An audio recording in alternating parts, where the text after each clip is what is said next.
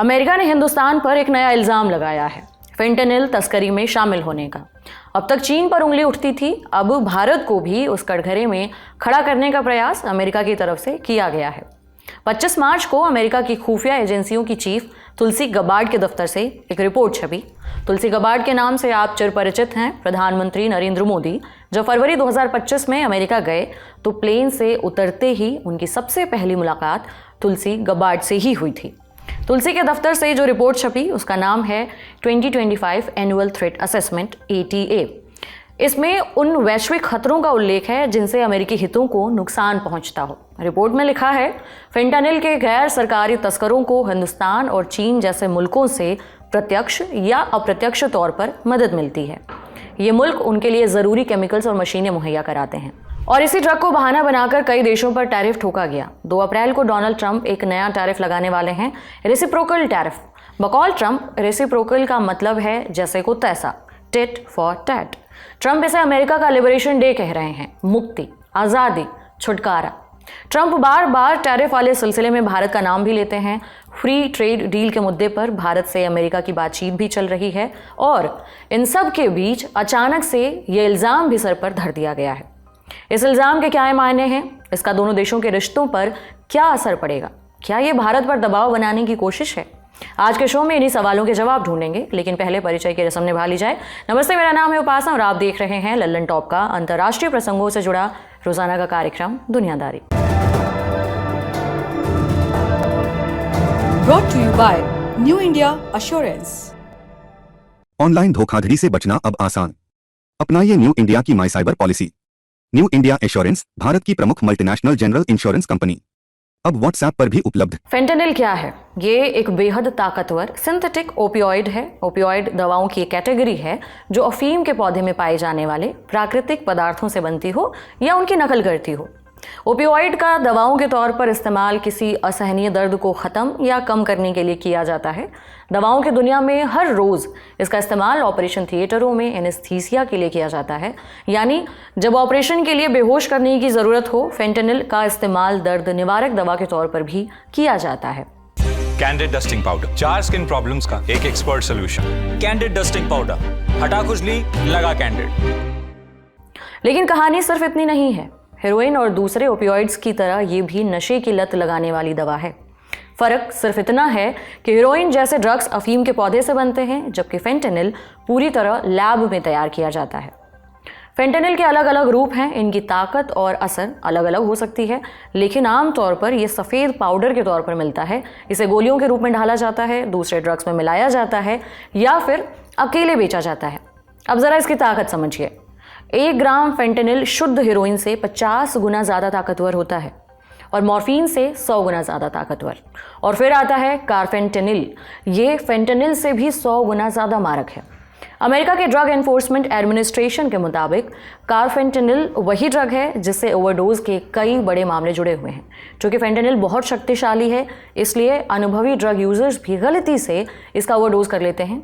अगर वे खुराक लेने में छोटी सी गलती कर दें या फिर उनके इस्तेमाल की गई फेंटेनिल अलग किस्म की हो, अमेरिका का national institute on drug abuse कहता है कि फेंटेनिल सीधे दिमाग में दर्द और भावनाओं को नियंत्रित करने वाले ओपियोइड रिसेप्टर से जुड़ जाता है। इसके बाद यूफोरिया यानी कि खुशी का एहसास होता है, रिलैक्सेशन मिलती है, तेज़ दर्द से राहत मिलती है, नींद और सुस्ती सी आ जाती है, लेकिन बार बार इस्तेमाल करने पर दिमाग इसकी आदत डाल लेता है। फिर हालात ये हो जाते हैं कि बिना फेंटेनिल लिए इंसान को कोई और चीज़ खुशी नहीं देती। छोड़ने की कोशिश करो तो शरीर पर बुरा असर पड़ता है। ज़बरदस्त घबराहट और बेचैनी, उल्टी, मांसपेशियों में दर्द, ठंड और पसीना, दिल की धड़कन बेतहाशा तेज़ हो जाना। यही वजह है कि पुराने नशेड़ी अब इसे नशे के लिए नहीं बल्कि बीमार होने से बचने के लिए लेते हैं, जिसे डोप सिकनेस कहा जाता है। फेंटेनिल शरीर की स्पीड धीमी कर देता है, सांसों को थामने लगता है, लेकिन ओवरडोज होते ही ये सांसों को इतना कम कर देता है कि इंसान का दिल काम करना बंद कर देता है। दिमाग तक ऑक्सीजन नहीं पहुंचता, जिसे हाइपोक्सिया कहते हैं। लेकिन सवाल ये है कि फेंटेनिल का यह नशा फैला कैसे? साल 2015 के बाद से अमेरिकी ड्रग मार्केट में एक बड़ा बदलाव आया। फेंटेनिल और इससे जुड़े दूसरे ड्रग्स ने धीरे धीरे हेरोइन और पारंपरिक ओपियोइड्स की जगह ले ली। नतीजा क्या हुआ? लत बढ़ी। ओवरडोज से मौतों का ग्राफ आसमान छू गया। ATA रिपोर्ट के मुताबिक 52,000 से ज़्यादा अमेरिकी अक्टूबर 2024 से पहले 12 महीने के भीतर मारे गए। अमेरिका की दक्षिणी सीमा मेक्सिको से लगती है। अमेरिकी अखबार न्यूयॉर्क टाइम्स की रिपोर्ट के मुताबिक अमेरिका में बिकने वाला ज़्यादातर फेंटेनिल की खेप मेक्सिको से पहुंच रही है और वहां के ड्रग कार्टेल्स इसे चीन से आने वाले केमिकल्स की मदद से लैब में बनाते हैं। यानी मूल कच्चा माल चीन से आता है और तैयार माल अमेरिका में बिखरता है। वॉल स्ट्रीट जर्नल के रिपोर्ट के मुताबिक चीन में मौजूद केमिकल कंपनियां अब पहले से ज़्यादा मात्रा में फेंटेनिल के लिए ज़रूरी केमिकल बना रही हैं। मेक्सिको में इसे दूसरे पदार्थों के साथ मिलाकर पाउडर बनाया जाता है, जिसे या तो स्मोक किया जाता है या फिर लिक्विड में घोलकर इंजेक्ट किया जाता है। कुछ फेंटेनिल सीधे चीन से अमेरिका भी भेजा जाता है। इसके अलावा कुछ फेंटेनिल अमेरिका में भी बनता है। जो फेंटेनिल अस्पतालों में इस्तेमाल होता है वो सरकार की निगरानी में बनता है और अवैध ड्रग मार्केट तक उसकी पहुंच ना के बराबर होती है। अमेरिका की centre for disease control and prevention CDC की रिपोर्ट कहती है कि फेंटेनिल अब सिर्फ अकेला नहीं बिक रहा, बल्कि इसे दूसरे ड्रग्स में मिलाया जा रहा है। हेरोइन, कोकीन, मेथाम्फेटामीन जैसी नशीली चीज़ों में इसे घोल दिया जाता है। डुप्लीकेट दवाओं में मिलाया जाता है जो असली दिखती हैं। अब फेंटेनिल का कारोबार समझते हैं। ये ड्रग तस्करों के लिए इतना फ़ायदेमंद क्यों है? पहला तो ये कि फेंटेनिल हेरोइन से कई गुना ज़्यादा ताकतवर है। दूसरा, कम मात्रा में इसे ले जाना आसान है, यानी छोटे पैकेट्स में ज़्यादा नशा। प्योर फेंटेनिल का सिर्फ 2 चीनी के छोटे सैशे जितना वजन है। किसी एक नशेड़ी के लिए पूरे साल की खुराक हो सकता है। अगर ड्रग सप्लायर्स इसे गलत अनुपात में मिला दें तो सिर्फ कुछ दाने ही ओवरडोज से मौत के लिए काफ़ी हैं। कई बार ये गलती से ज़्यादा मिला दिया जाता है क्योंकि नशीली दवाएं बनाने वाले कई सफ़ेद पाउडर के साथ काम करते हैं। ये सब कुछ अमेरिका में चल रहा था। फिर आई ट्रंप सरकार। 20 जनवरी को ट्रंप ने राष्ट्रपति पद की शपथ ली। 1 फरवरी को ट्रंप ने मेक्सिको, चीन और कनाडा पर फेंटेनिल का नाम लेते हुए ही टैरिफ लगाए। अमेरिका का आरोप था कि चीन से ही सप्लाई आ रही है। मेक्सिको के ड्रग गैंग्स इसे बना रहे हैं और मेक्सिको की सरकार इन गिरोहों से मिली हुई है। अमेरिका का यह भी कहना था कि मैक्सिकन गैंग्स कनाडा में फेंटेनिल लैब चला रहे हैं। कनाडा के तत्कालीन प्रधानमंत्री जस्टिन ट्रूडो ने इसे खारिज किया था और कहा था कि अमेरिका में आने वाले फेंटेनिल का 1% से भी कम हिस्सा उनके देश से आता है। फिर 4 फरवरी को कनाडा और मेक्सिको से फेंटेनिल को लेकर बातचीत हुई तो टैरिफ हटा भी लिए गए। कहा गया कि ये देश फेंटेनिल के खिलाफ कार्रवाई में नाकाम रहे हैं। अमेरिका ने अब तक फेंटेनिल का सारा खेल इन देशों तक ही सीमित रखा था, लेकिन अब वहीं से आई ATA रिपोर्ट आरोप लगा रही है कि भारत से भी इस धंधे को मदद मिल रही है। पहली बार ये आरोप हिंदुस्तान पर लगे हैं। इस रिपोर्ट के छपने से 1 हफ्ते पहले 20 मार्च को अमेरिका में हैदराबाद की एक कंपनी के 2 बड़े अफसरों को गिरफ्तार भी किया गया। हैदराबाद की वसुंधा फार्मा केम लिमिटेड के 3 अफसरों पर फेंटेनिल के लिए जरूरी केमिकल्स की अवैध सप्लाई का आरोप लगा है। नाम है तनवीर अहमद, मोहम्मद हुसैन पारकर, वेंकट नागा मधुसूदन, राजू मंथेना और कृष्णा वेरी चारला। इनमें से पारकर और मंथेना को न्यूयॉर्क में 20 मार्च को गिरफ्तार किया गया। मामला फेंटेनिल के प्रीकर्सर यानी वो केमिकल्स जो इसे बनाने के लिए चाहिए होते हैं, उनकी गैर कानूनी ट्रेडिंग का है। भारत पर यह आरोप लगाकर अमेरिका क्या हासिल करना चाहता है? क्या यह दबाव बनाने की कोशिश है या इसके पीछे कोई ठोस सबूत भी हैं? फिर अभी यह मुद्दा क्यों उछला जब अमेरिका कुछ दिनों बाद रेसिप्रोकल टैरिफ लगाने वाला है और दोनों देशों के बीच एक ट्रेड डील को लेकर नेगोशिएशंस चल रहे हैं? मुझे नहीं लगता ये दबाव लगाने की कोशिश है। इसके 2-3 वजह हैं। पहली बात तो इंडिया का नाम उससे पिछले साल में भी था बाइडेन के अंडर। दूसरी बात ये है कि अब इंडिया का नाम इसलिए उभर के आया है प्रोमिनेंस में क्योंकि ट्रंप ने फेंटेनिल को एक नेशनल प्रायोरिटी बना लिया, क्योंकि ट्रंप का जो बेस है वो इनर अमेरिका का वर्किंग क्लास वाइट बेस है। वो बहुत ज़्यादा इफेक्टेड है फेंटेनिल एपिडेमिक, ओपियोइड एपिडेमिक से। वहाँ लोग मर रहे हैं बहुत, बल्कि 84,000 लोग मरे हैं पिछले साल अकॉर्डिंग टू CDC, तो जिसमें से फेंटेनिल के 50,000 के ऊपर हैं। तो बेस प्रेशर डाल रहा है, तो ट्रंप फेंटेनिल को ऐसे ट्रीट कर रहे हैं जैसे national security problem, military problem हो। बल्कि वो ये कह रहे हैं कि हम जो गैंग्स जो ये सप्लाई करते हैं मेक्सिको से, उनके ऊपर अमेरिकन एयर पावर यानी कि हवाई बॉम्बिंग कर सकते हैं उनकी। तो he is taking it seriously. अब सवाल ये है कि इंडिया का नाम इसलिए आया है क्योंकि ये प्रॉब्लम सीरियस है, बट इंडिया का नाम ऐसे कोई सबसे उभर के नहीं आया। अब भी वो ज्यादातर एम्फेसिस चाइना के ऊपर ही, ज्यादा जोर चाइना के ऊपर ही डाल रहे हैं, क्योंकि ज्यादातर फेंटेनिल वहीं से आती है, मशीनें भी प्रेस करने वाली ज्यादातर वहीं से आती हैं। मुझे नहीं लगता ये इसकी टाइमिंग जो है वो इस नेगोशिएशन से रिलेटेड है, ट्रेड नेगोशिएशन जो हमारी हो रही है ना, इससे जो रेसिप्रोकल टैरिफ होने वाले हैं 2 अप्रैल को, उससे भी कोई मुझे नहीं लगता उनका ताल्लुक है। ये एक अलग प्रॉब्लम है जो ट्रम्प के बेस के लिए बहुत इंपॉर्टेंट है। इस पूरे खेल में एक गड़बड़ झाला भी है। अमेरिका के CDC यानी centres for disease control and prevention के आंकड़े कह रहे हैं कि फेंटेनिल ओवरडोज से मौतें पहले ही 30% कम हो चुकी हैं। तो फिर सवाल ये उठता है कि अगर मौतें कम हो रही हैं तो ट्रंप सरकार इसका बहाना बनाकर टैरिफ क्यों लगाना चाहती है। एक और चीज ध्यान देने लायक है, बकौल ट्रंप अमेरिका में हर साल फेंटेनिल की वजह से 3 लाख लोग मरते हैं। 26 फरवरी को अपने सरकार की पहली कैबिनेट मीटिंग में उन्होंने कहा 1 लाख नहीं, 95,000 नहीं, 60,000 नहीं, बल्कि करीबन 3 लाख लोग मरते हैं। ट्रंप के 3 लाख वाले आंकड़े का कोई आधिकारिक डेटा अमेरिका ने रिलीज नहीं किया है। सितंबर 2024 से पहले 12 महीने में US centre for disease control and prevention का अनुमान है कि फेंटेनिल और बाकी सिंथेटिक ओपियोइड से 55,126 मौतें हुई हैं। ये ट्रंप के आंकड़े से काफी कम है। तो फिर असली खेल क्या है? अगर ड्रग ओवरडोज से मरने वालों की तादाद गिर रही है तो फिर ये ड्रग्स का मुद्दा है या बाकी देशों पर दबाव बनाने की कोशिश है? जहां 46 बिलियन का ट्रेड सरप्लस है हमारे साथ, ट्रंप उसे 100 बिलियन का बताते हैं। जब 125 बिलियन शायद देते हैं यूक्रेन को, तो उसको 300 बिलियन बताते हैं। हर चीज में ट्रंप जो है वो खींचते हैं, जैसे हमारे यहाँ कहा जाता है, फेंकते हैं थोड़ा सा। पर तो उनका आंकड़ा ज्यादा है। CDC का 84,000 है और उसका थ्रेट इंटेलिजेंस रिपोर्ट का जो है वो 52 या 54,000 है। ट्रंप उसको लाखों में बताते हैं, क्योंकि पर ये दिखाता है कि ट्रंप के लिए ये जरूरी है। ये आप उसको इस तरह से देखिए कि ट्रंप के लिए ये कितना महत्वपूर्ण है, इसलिए इस नजर से ना देखिए कि ये एक्यूरेट है कि नहीं।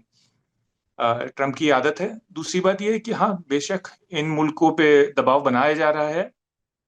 अब ये कि ये सिर्फ एक बहाना है, मैं ये नहीं कहूँगा कि सिर्फ ये बहाना ही है, क्योंकि जैसे मैंने बताया उनकी बेस के लिए ये इम्पोर्टेंट है, ट्रंप के पॉलिटिकल बेस के लिए, उनके वोटर्स के लिए। पर हाँ, कुछ हद तक है भी बहाना, क्योंकि ट्रंप असल में लगाना चाहते हैं टैरिफ, और उसका मकसद ये है कि वो चाहते हैं कि वो फैक्ट्रियां आके अमेरिका में बस जाएं और वहां प्रोड्यूस करें और उनके लिए उद्योग और उनका कारोबार चलाएं और उनके लिए रोजगार पैदा करें उनके लोगों के लिए। तो कुछ हद तक दोनों बातें सही हैं, कुछ हद तक ये दबाव भी बनाने की बात है और कुछ हद तक नहीं, ये मामला है भी संगीन फेंटेनिल का। फेंटेनिल वाली रिपोर्ट यहीं तक। अमेरिका से ही एक और रिपोर्ट आई है, US commission on international religious freedom USCIRF। उसने 25 मार्च को धार्मिक स्वतंत्रता को लेकर एक रिपोर्ट छापी और हिंदुस्तान पर धार्मिक अल्पसंख्यकों के दमन का इल्जाम लगाया। हिंदुस्तान को कंट्री ऑफ पर्टिकुलर कंसर्न की सूची में डाल दिया, यानी जिसे लेकर खास ध्यान देने की जरूरत हो। इस लिस्ट में पाकिस्तान, अफगानिस्तान, रूस, चीन और सऊदी अरब समेत 15 देश हैं। USCIRF की इस रिपोर्ट में research and analysis wing raw के खिलाफ भी एक्शन की मांग की गई है। रिपोर्ट का कहना है कि रॉ विदेशों में सिख अलगाववादियों को निशाना बना रही है। यहाँ पर ध्यान देने वाली बात यह है कि USCIRF एक स्वतंत्र आयोग है, दोनों पार्टियां मिलकर इसके सदस्य चुनती हैं। इस एजेंसी ने पिछले कुछ वर्षों में भारत में अल्पसंख्यकों की स्थिति पर बार बार चिंता जताई है, लेकिन ये पहली बार है कि इसने अल्पसंख्यकों के कथित दमन के संबंध में भारतीय खुफिया एजेंसी का भी उल्लेख किया है और सैंक्शंस की सिफारिश की है। USCIRF ने मांग की है कि रॉ के अफसरों पर पाबंदी लगे, बैंक अकाउंट फ्रीज हो, अमेरिका में एंट्री बैन हो। भारतीय विदेश मंत्रालय MEA ने इस रिपोर्ट को सख्ती से खारिज किया है और इसको पक्षपातपूर्ण और राजनीतिक मंशा से प्रेरित बताया। प्रवक्ता रणधीर जायसवाल ने कहा, भारत 140 करोड़ लोगों का देश है, यहाँ हर मजहब फलता फूलता है, लेकिन USCIRF जमीनी हकीकत से जुड़ने के बजाय एजेंडा चला रहा है। लोकतंत्र और सहिष्णुता के प्रतीक के रूप में भारत की छवि को कमजोर करने के ऐसे प्रयास सफल नहीं होंगे। वास्तव में USCIRF को ही चिंता का विषय माना जाना चाहिए। हालांकि फेंटेनिल वाली रिपोर्ट और आरोपों पर भारत की तरफ से कोई प्रतिक्रिया नहीं आई है, आएगी तो वो भी जरूर बताएंगे। हमारा बड़ी खबर सेगमेंट यहीं तक, अब सुर्खियों की बारी। यूक्रेन के राष्ट्रपति व्लादिमीर ज़ेलेंस्की ने रूस के राष्ट्रपति व्लादिमीर पुतिन का नाम लेकर बड़ा बयान दिया है, बड़ा दावा किया है। कहा है कि पुतिन जल्द ही मरने वाले हैं, इसके बाद दोनों देशों के बीच जंग भी शांत हो जाएगी। ज़ेलेंस्की ने पहली बार पुतिन को लेकर इस तरह का दावा नहीं किया है। एक बार तो वो पुतिन को मरा हुआ भी ठहरा चुके हैं। ज़ेलेंस्की ये सब दावे तब कर रहे हैं जब पुतिन की सेहत को लेकर कई अपुष्ट खबरें मीडिया रिपोर्ट्स में आती रहती हैं। लंबी फहरिस्त है। साल 2014 एक जर्मन डॉक्टर ने दावा किया था कि पुतिन कैंसर का इलाज करवा रहे हैं। साल 2015 पुतिन की प्लास्टिक सर्जरी की खबरों ने अमेरिकी मीडिया में खूब हेडलाइंस कमाई। कहना था कि पुतिन प्लास्टिक सर्जरी के बाद बीमार हैं, इसलिए पुतिन ने बिना कोई वजह बताए 1 हफ्ते की छुट्टी ली है। साल 2017-2020 रूस के इतिहासकार और राजनीतिज्ञ वैलेरी सोलोवी ने दावा किया कि पुतिन सेहत से जुड़ी वजहों के चलते इस्तीफा देने वाले हैं। हालांकि ऐसा कुछ नहीं हुआ। साल 2022 इंग्लैंड के अखबार डेली स्टार और संडे मिरर ने रिपोर्ट किया कि हो सकता है कि पुतिन की मौत ऑलरेडी ब्लड कैंसर से हो चुकी हो।